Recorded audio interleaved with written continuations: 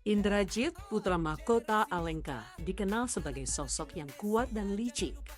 Ia menjadi musuh bebuyutan bagi Rama dalam cerita Ramayana.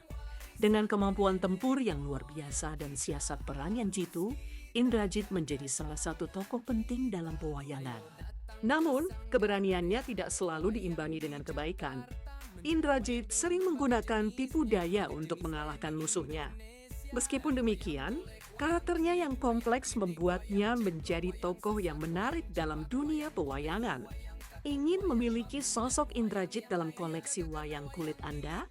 Dapatkan wayang kulit Indrajit kualitas rendah di toko wayang Sanggar Arya. Cocok untuk pajangan, mainan, atau media latihan bagi dalang pemula. Kunjungi toko kami sekarang juga dan temukan wayang idaman Anda.